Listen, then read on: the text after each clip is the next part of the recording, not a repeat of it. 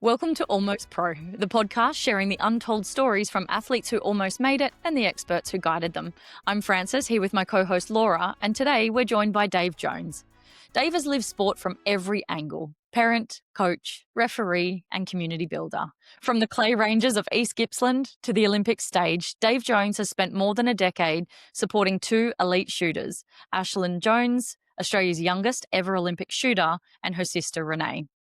What began as a dad volunteering at the local club became a full-scale family mission, managing training, funding, logistics, and even building an ISSF standard range himself. Along the way, Dave became an accredited international referee, team coach, and mentor, all while balancing his work as a senior paramedic, managing 4 ambulance Victoria stations and 100 staff. His story is one of grit, service, and belief, proving that high performance doesn't just happen in the city or with big budgets, but through community, sacrifice, and love for the sport. Dave, welcome to Almost Pro. Hey, how are you going? Yeah, good. We're stoked to have you here. You make that sound a lot better than it probably is, I reckon. No, they're all facts. They're all facts. Everyone kind of cringes at their own bio, but it needs to be said. What a mission, my friend. Yep. Yeah, no, you're right. So, Dave, I've got to know, how did you get into shooting? Where did shooting start from? It's not one of the main sports out there in Australia when people normally think of joining a sport. How did you end up in a shooting range? Started when I was really young, shooting tin cans at the farm with my older cousin's air rifle.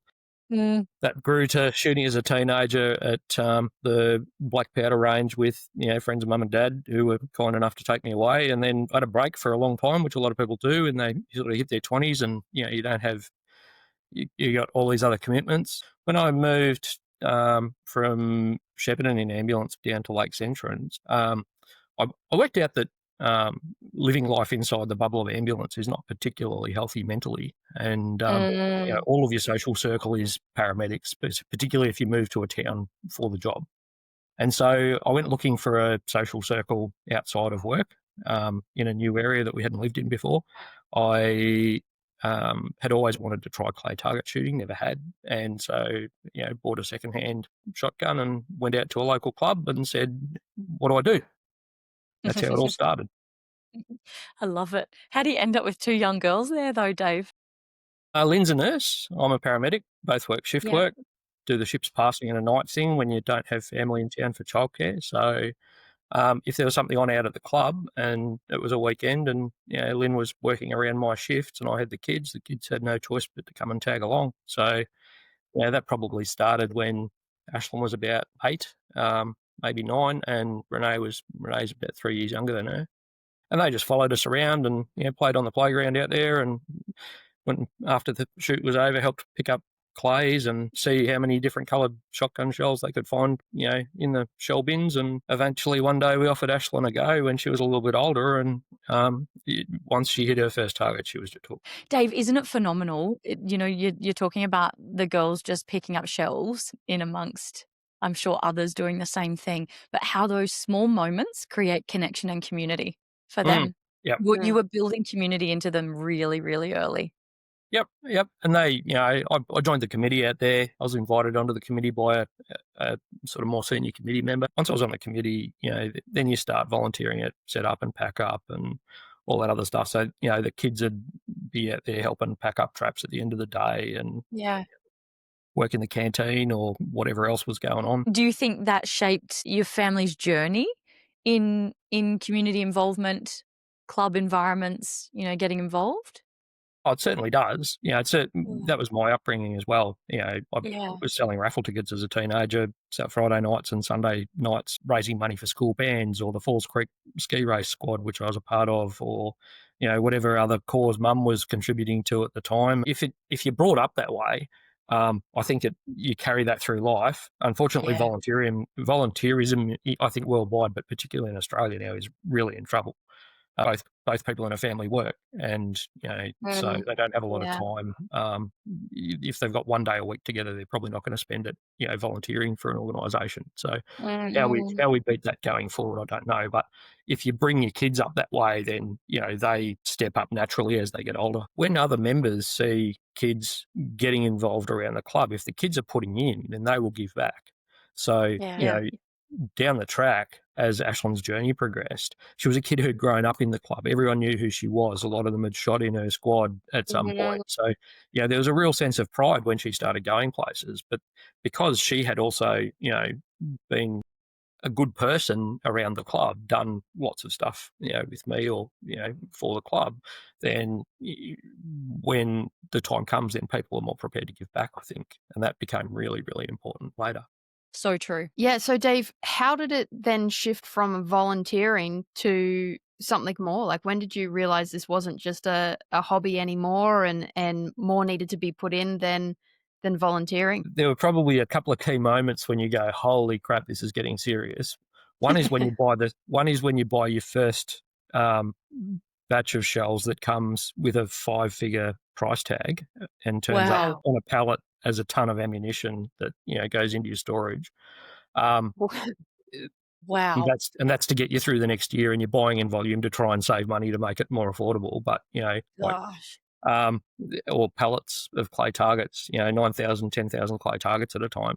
The other moment would have probably been when I bought the second. I drove a Nissan Patrol four-wheel drive. We did a lot of family touring when the kids were little, and I've still got a fairly sizable four-wheel drive now.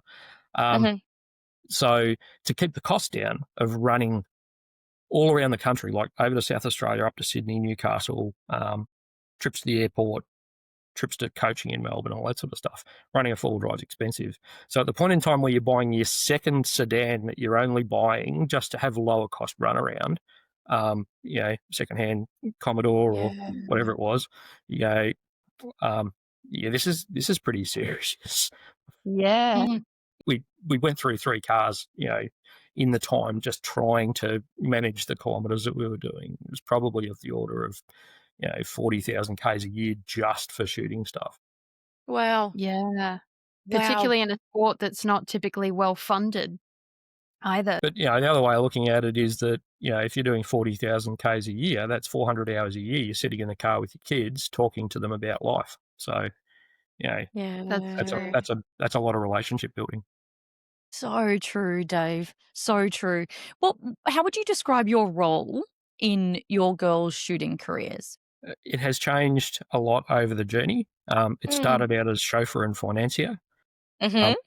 It, progressed through being the eyes and ears of Lauren or Russell when, Lauren Mark, Australian Olympian, Russell Mark, Olympic gold medalist. Lauren coached Ashlyn, Russell coached Renee for a point, and I had the opportunity just through taking the kids to coaching to then observe their shooting, how they interacted with their coach. I come from an engineering background. I'm pretty analytical. So what, Lauren and I worked out over, many years is that I could quite easily be her eyes and ears. I would see things that Ashlyn had changed or done. I could contact her. We'd have conversations about what to do to fix it. We might do a few video calls if something was a bit, complicated or, what we were trying wasn't working. But over that time, I didn't realize it at the time, but I was learning to be a coach.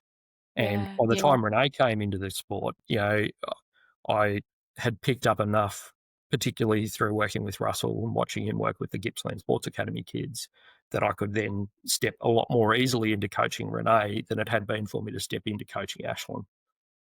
That progressed to you're there at all these events, they need a hand running the events. You see stuff going wrong or stuff that you're not happy with about the way things are being done, so you step in. And that led to being asked to do my training as a referee to start Australia. Sort of we're getting ready for the Gold Coast Com Games at the time. Ashlyn shot at the Com Games. I didn't end up refereeing, but I did the test events for it. And then that flowed through into, refereeing the trap for the Australian Tokyo Olympic selections and, more recently doing the Judge B training course on top of being a referee. I had the opportunity to referee at a Junior World Cup in Sydney on the way through. I've done some refereeing in New Zealand.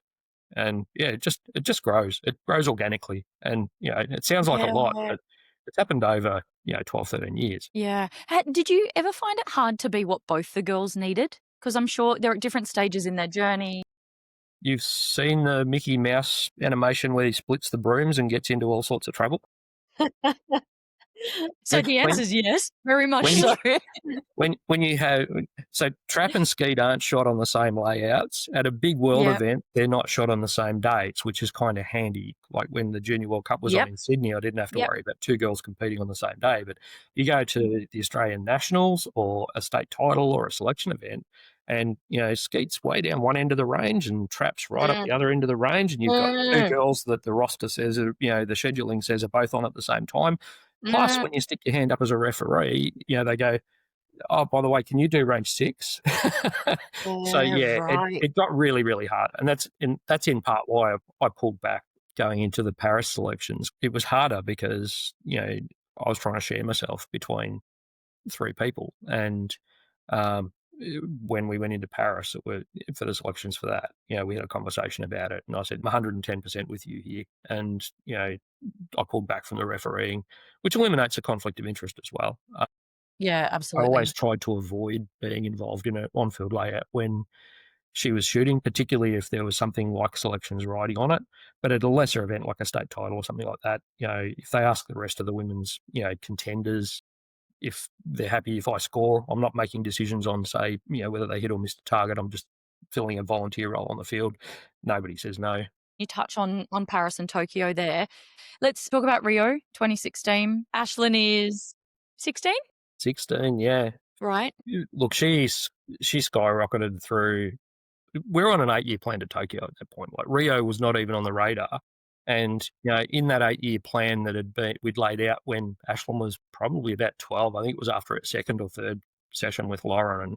And, Lauren had said to Ashlyn, "What do you want to do? Like, what are you coming to me for coaching for?" And Ashlyn had been watching, the 2012 London Olympics. She dressed up as Lauren in grade 6 to go to, dress up as an Olympian day.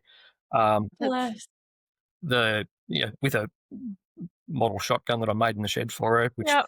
these days, Yep. if you walk into a school ground with it, they'd probably, have a fit. But Correct.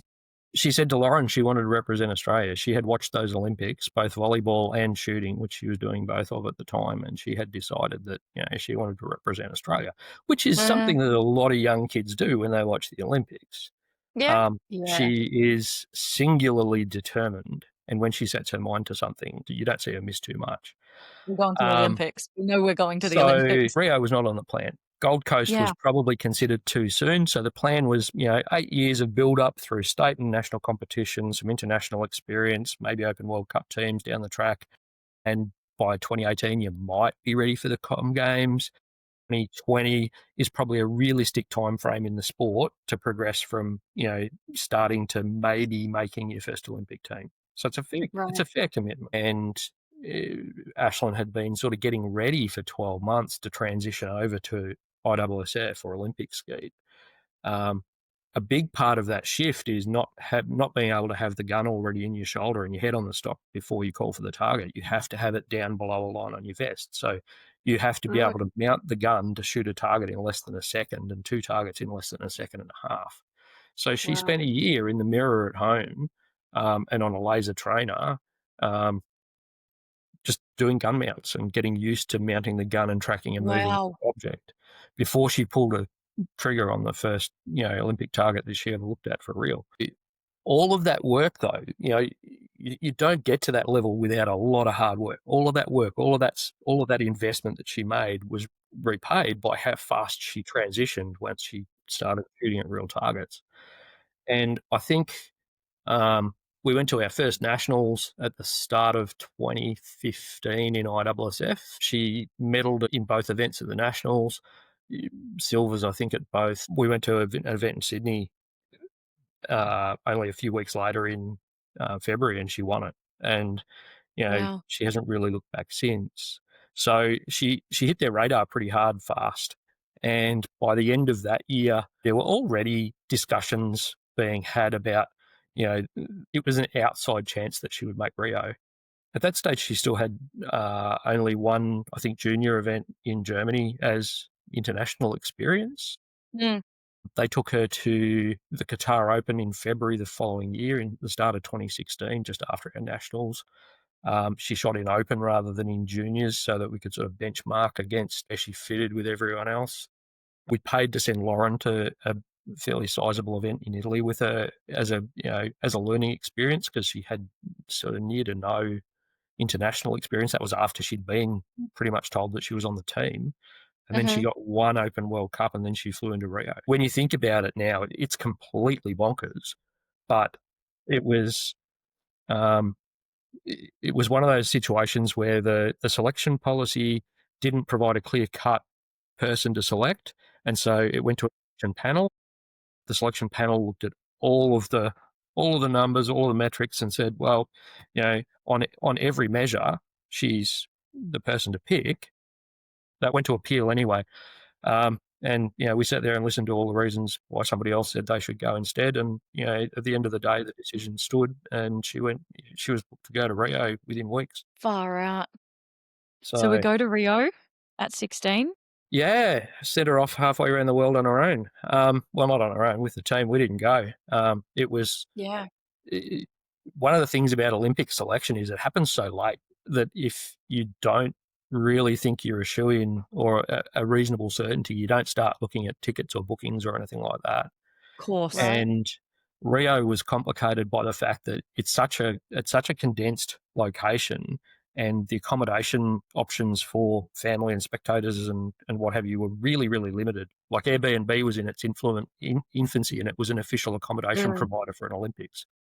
And some of those were not what the pictures looked like on the Airbnb page.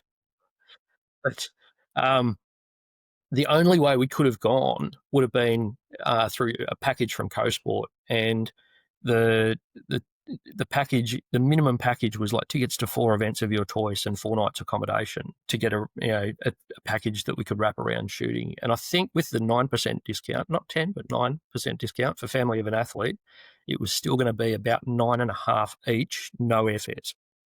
Wow. For 4 days. Dave. That How was, did you fund this? well, we didn't, we couldn't. Yeah, you You don't. just couldn't do it. That, Yeah. even if Lynn and I had only gone, that would have been Ashland's entire, ammunition and training target for the next year. Yeah. So it was a case of, off you go with the team, and good luck. And it's not televised, generally speaking, in qualification. Yeah. I got some fuzzy, Facebook feed from Dave Tipple, really good friends from New Zealand. His daughter Chloe made the Olympics. Okay. Our 8-year plan is taking us to Tokyo. But as we well know, the world had other plans for Tokyo Olympics. Tell us how the Jones family experienced that one. Your life gets broken up into 4-year quads when you start looking at Olympic cycles. The first 2 years of that quad were really, Tokyo was future. We're not worried about that yet. It was all about Com Games. Right. Ashlyn was in year 10 when she went to Rio. We knew Com Games was going to be in her year 12 year, so we had worked with the school. Not that I think that they were particularly thrilled about it, about Ashlyn starting some of her VCE subjects in year 10. So she did subjects in year 10 that meant she could basically be a part-time year 12 student, so that she could be away quite a bit during, and she only did 4 subjects. Most kids do 5 or 6. And I think she nearly topped her year level in year 12 off 4 subjects when other people had 6 to work with. Not competitive or driven at all. That's not competitive is the Jones family. Keeping up with the Joneses is real. Yeah, probably. But yeah, so we did a lot of work in prep there to get through that Com Games period, and she had a really good event there. And then it was like, well, where to next? And so she had no idea what she wanted to do at uni. I said to her, don't make any decisions, don't apply for courses, because somebody will inevitably make you an offer, and then you're sort of in this, oh, well, I've been offered it, do I accept it? Yeah. And, you get 2 years into a course, start accumulating a HECS debt, and you realise it wasn't the course for you. So I said, just go and do something else. She spent most of her time, training for Tokyo. Then as as Tokyo was coming up, or the Tokyo Selection Series was starting to come up, there was this thing going on in between Italy and China that nobody was really sure about, and we weren't really talking about a lot. We had major bushfires in eastern Victoria. In fact, the whole eastern seaboard at the end of 2019 was in real trouble. Yeah. And I was tied up in incident control centres with ambulance for the 6 weeks leading up to Christmas. We evacuated the kids and Lynn out of town, I think 3 times between Christmas and the Nationals. And the selection series program had, they'd rewritten the policy, and it was 4 events, best 3 to count. But the Nationals is 2 events, so it's not optional not to go. So Nationals are in Newcastle. The highway was already closed by fires to the east of us, which way we would normally go. So we had to go west to Melbourne, and we were driving up through areas that were, smoky and had fires and whatever else. And we arrived at Newcastle just as they were putting out the fire that had been on the fringe of the gun club. So it was a pretty crazy sort of time to be going into your first event.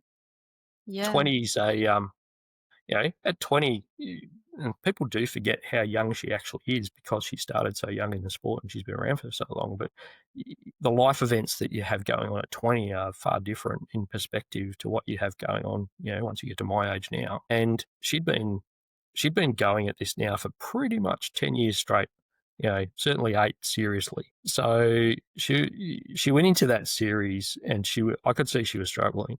And she came awfully close. She won 3 of the 4 events, but the accumulation of qualification score that was also part of the selection criteria. She got done by a couple of targets, at a couple of events, and so she ended up coming second in the selection, even though she won 3 out of the 4 events. I think things happen for a reason, and if she'd made Tokyo and it was in July, maybe she would have had enough left in the tank to get through to July. But to try and sustain the training through uncertain environment that we experienced with lockdowns and everything else, the money you would have spent on targets and ammunition and fuel and travel, trying to keep yourself ready and motivated for an event that really nobody knew whether it was even going to go ahead. I think if you were going to miss an Olympics, Tokyo was the one to miss because no crowds, family couldn't go. It was it was nuts. So she missed Tokyo. She would still tell you now that that was a good thing for her. She put the gun in the safe after that. Said she was done for a while, and I've said to her all along. I said to both kids, if something is not fun in life, don't subject yourself to it when you don't have to. Yeah. You have to achieve at that level, you still have to get enjoyment from what it is that you're doing. And she was not 100%. So I said, I'll put it away. No pressure from us. If you never want to get it out again, that's fine. Nobody can take away from you the fact that you are an Olympian. And so I said to her, when you're ready, get it out. And if that's never, that's okay. And now time for a short break. Don't forget to like, follow, and subscribe to join the Almost Pro community and stay up to date with the latest episodes and news. To find out more or to apply to be a guest, visit almostpropodcast.com today. So if we can unpack sort of what led to that burnout and how the family experienced it.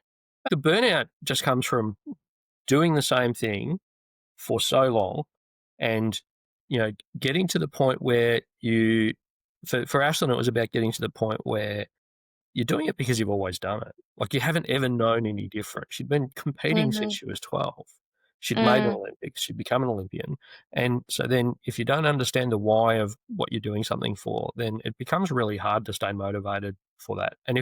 And once you start losing your motivation, the fun goes out of it. So true. So, and if something is optional that you are doing that is not fun, and optional includes maybe your career choice, we make a choice to go to work. If you're not enjoying it, life's too short to be miserable. We invest time in life. You can't buy time. You can't make it. You can't get it back when it's gone. So the return on that investment has to be enjoyment / achievement. You can't achieve well without enjoying it. So, you know, the burnout came from not understanding why she was doing it anymore. Do you ever carry any of that, Dave, as um, do the girls feel like they owe me anything here as dad and chief funder between you and your wife Um, and the, the chauffeur and the coach and, all that you were all giving up and putting in or sacrificing and putting in? if I did, I tried not to show it. There's a couple of things in this, and it's relevant to both the parent-coach question and the referee question, as opposed to being the participant. An athlete has to be both intrinsically and extrinsically motivated. They have to know why they're doing it for themselves, and they have to want to achieve that extrinsic factor. Yep. Um, Yep.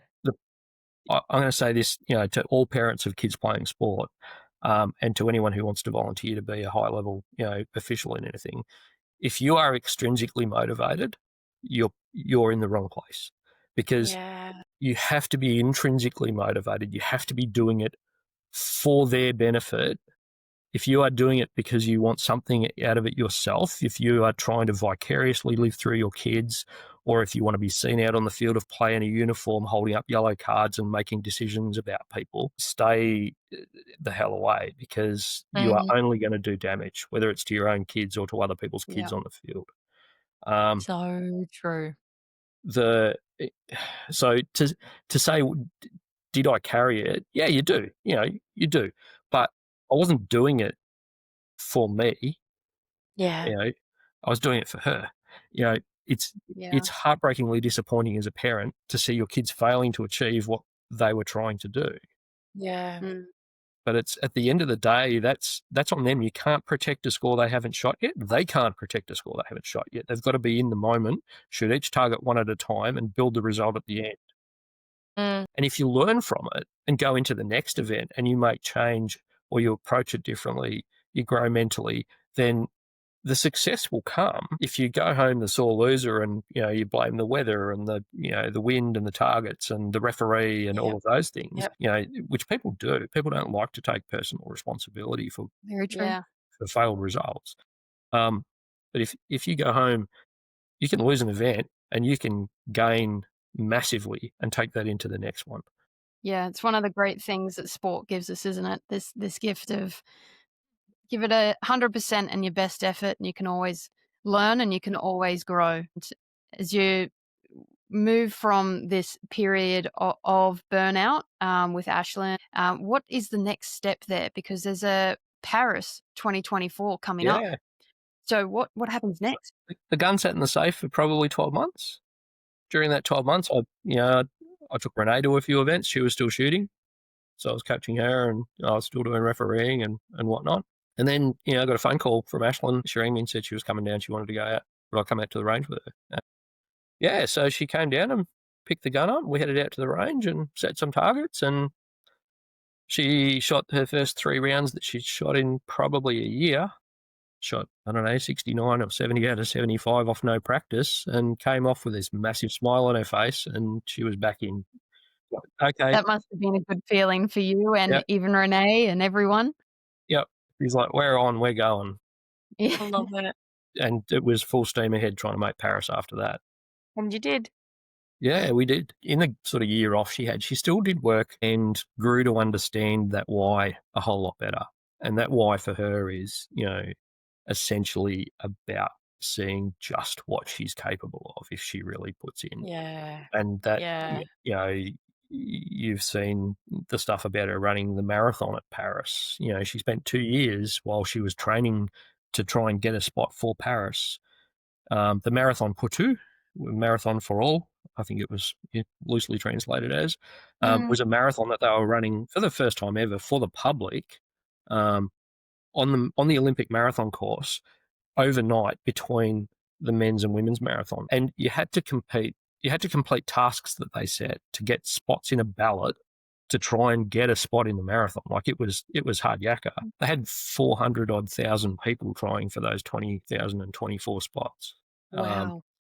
And when it got to the end, like she was training and training and training, heart set on making this marathon.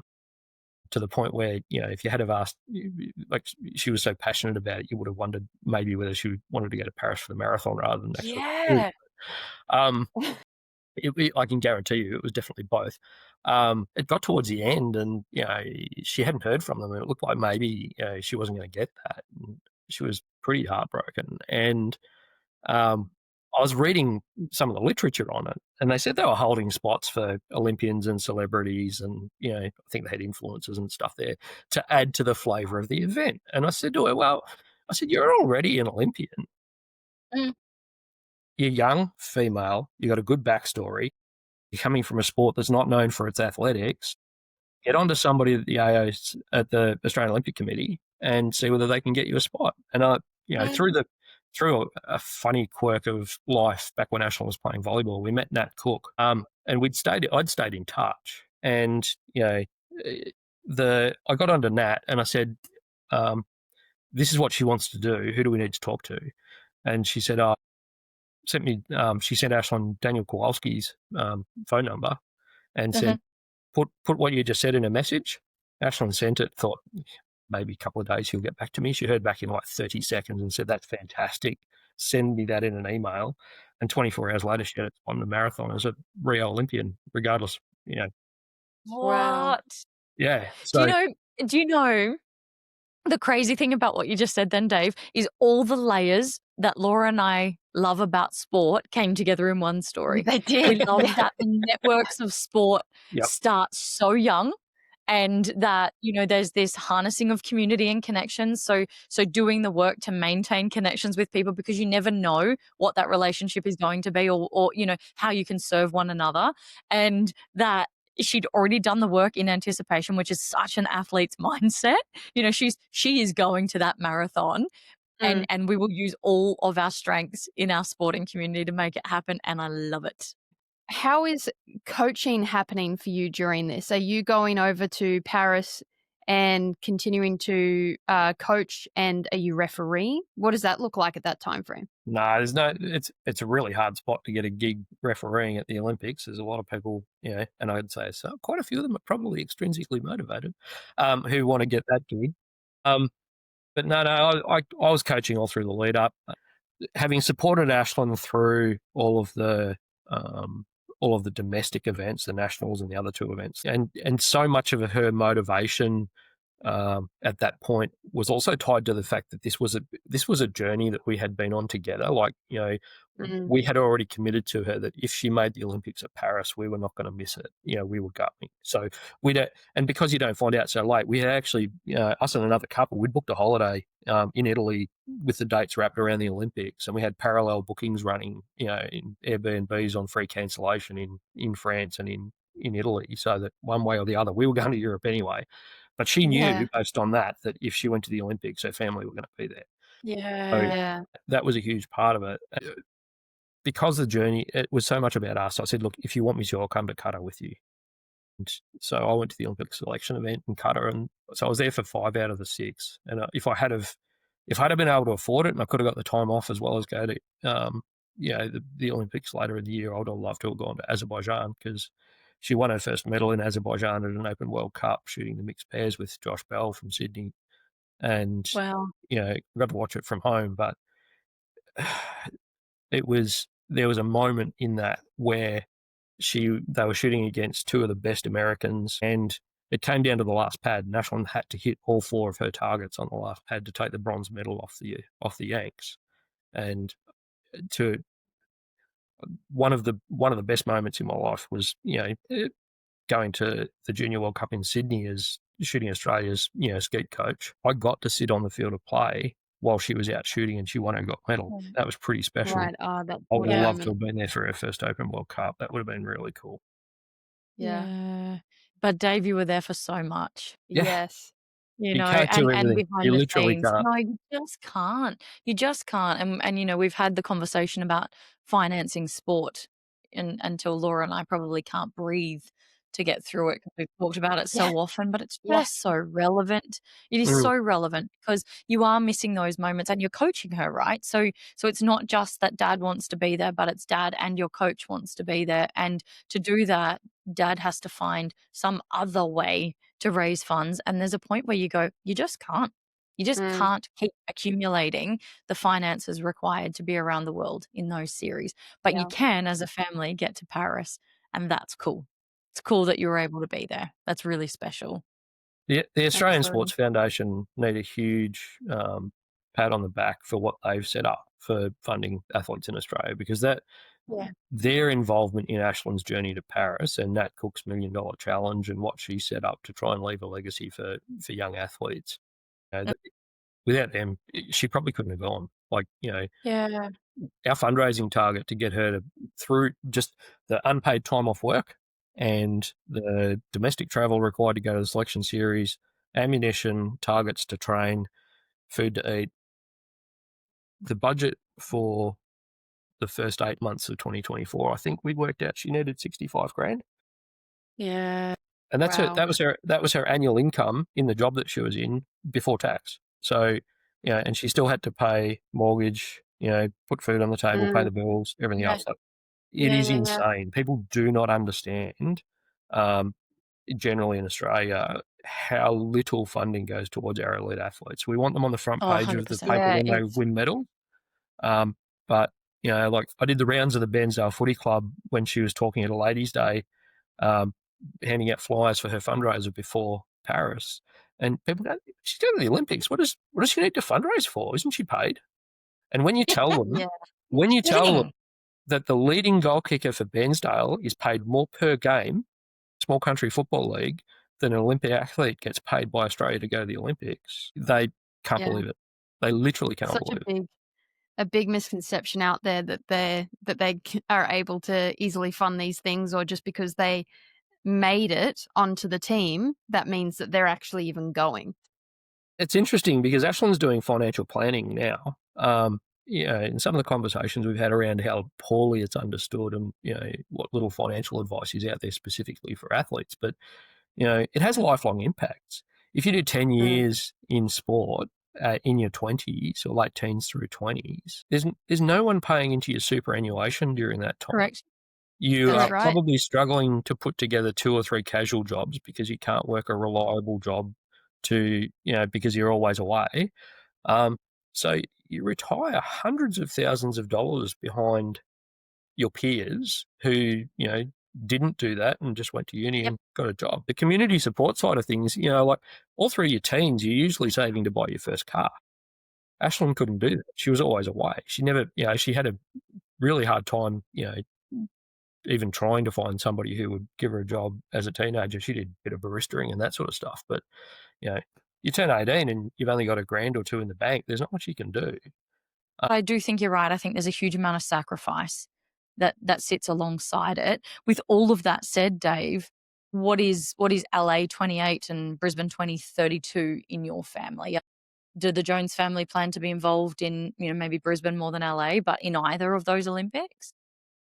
It'll come down to some life decisions. Women in sport have faced, even greater challenges than men in a lot of respects because, through the back half of, this decade of her life, she gets married next year. At some point, she'll inevitably want to have kids. She is full steam ahead for LA at the moment.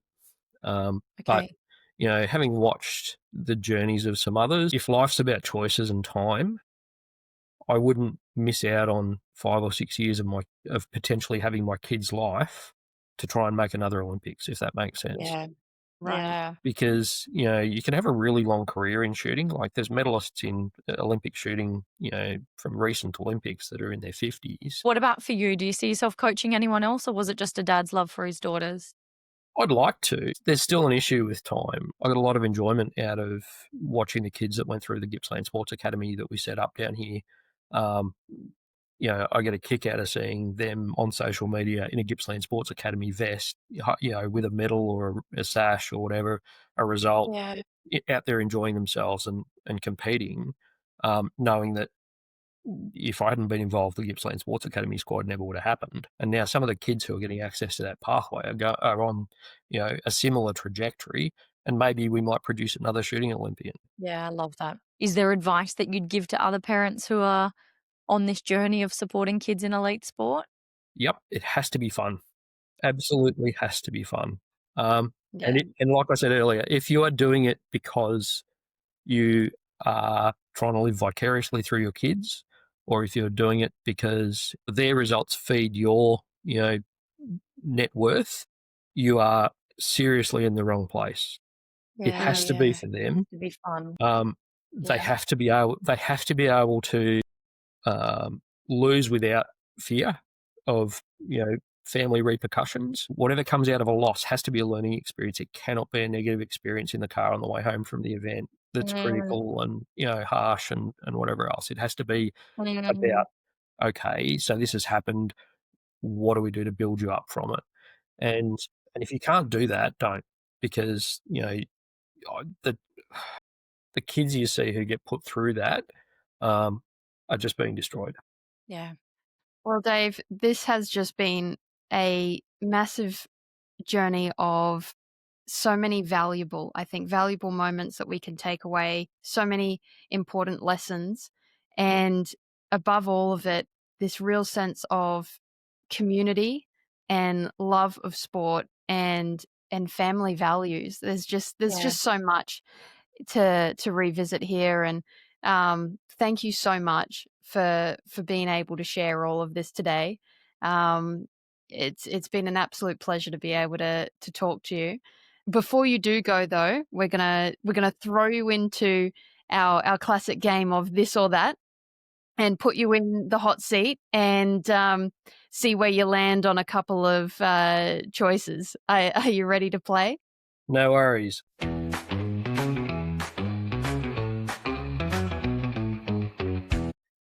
Here we go. So we got about 10 questions, really quick fire, whatever the first thought is. That's the answer that we're after. So, Paris or Rio? Paris. Coaching or refereeing? Ooh, tough one. Refereeing's a privilege. You don't get to stand that close to the athletes if you're a spectator. I absolutely love that. Okay, next one. High country or the coast? Oh, don't make me do that. High country. Marathon or mountain trail? Well, I'm not a runner. So, yeah, mountain trail in a four-wheel drive.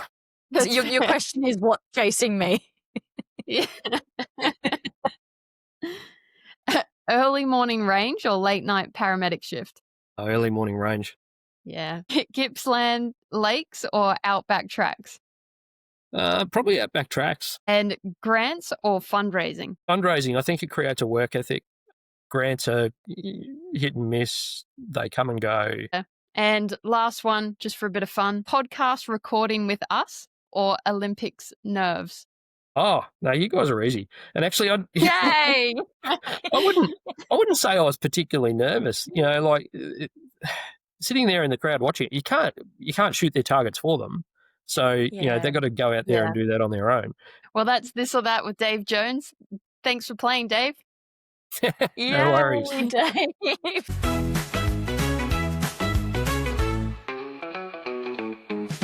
What a story this was today. Oh my goodness. A family who's turned volunteering and sheer determination into Olympic opportunity. Unbelievable. Amazing, Dave. David, thank you from me as well. I particularly love how you've reminded us that high performance and individual performances is just simply not built in isolation. It takes a community, it takes dad to chauffeur, it takes, mum and dad slogging shift work, community fundraising, and just this constant reliance on people showing up when we really need them. Certainly does.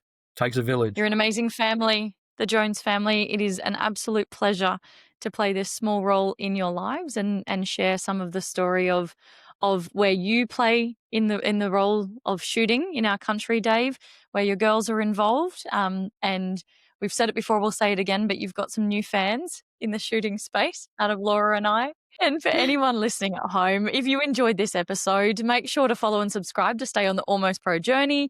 And if you've got a story to share or know someone who does, like our friend Dave here, we'd love to hear from you. Head over to almostpropodcast.com or our social media pages at Almost Pro Podcast to get in touch. Thanks, Dave. Thanks so much. Thanks, guys. Thanks, Dave.